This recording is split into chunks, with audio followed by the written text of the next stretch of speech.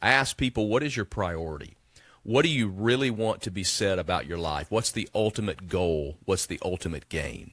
And so if it is another dollar, if it is a position, a title, a platform, then maybe it's going to take sacrifice to the point to where you miss your family, you miss the people who are closest to you, that life balance component.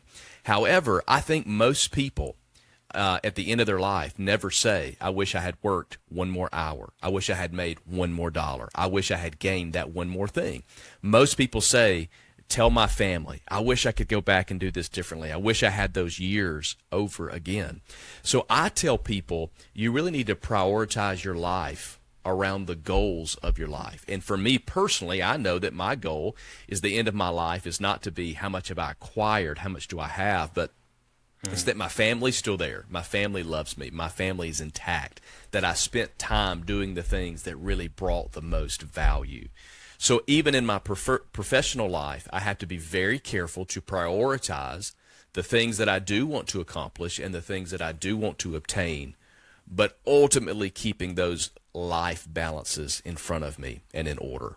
It's priority. Okay, prioritize first. So can you let us into what's been your journey to finding this balance? You know, it is hard because if you're a driven person, if you are someone who wants to be able to achieve and wants to be able to do, the things that they want to do professionally, some of those lessons are just learned the hard way. There's something that you threw yourself into. For example, you're with a company or you're employed by someone and you work all those extra hours and you sacrifice those family events or those family times or those things that were meaningful in your personal life, but you sacrificed because you knew that was going to pay off, only to find out that the company really didn't value you as much as you valued the company or the success that you hoped to achieve. And when it was all said and done, the payoff from the company perspective did not meet your expectations. So then you're deflated because of your disappointment in your work life. You're certainly disappointed and deflated because of what you've caused in your personal life because of the sacrifice you've taken. And so what happens is you realize I'm giving my life to people who really aren't going to return that in a professional way the same way that they would personally. So I think, again, when it comes to priority, you find that balance of I'm going to work hard and I'm going to do excellent work and I'm going to be able to understand with boundaries. I'm going to know when is the time that I have to sacrifice to make this happen. And then I'm going to understand the times I've got to pull back and recognize those who are closest to me in my personal life, it needs that in this moment.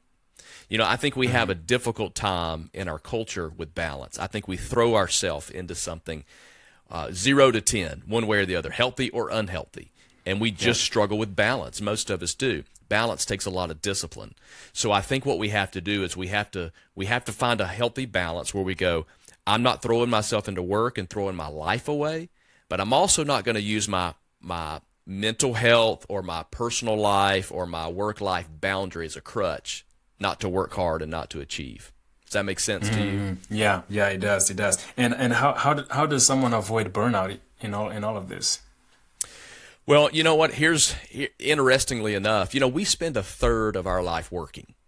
Most of us spend a third of our life. Now, that's just in your professional everyday work life. That's not counting when you have to, I don't know, pay the bills, paint the house, go buy groceries, do all the things that you have to do. So most people are living the bulk of their life miserable in what they do.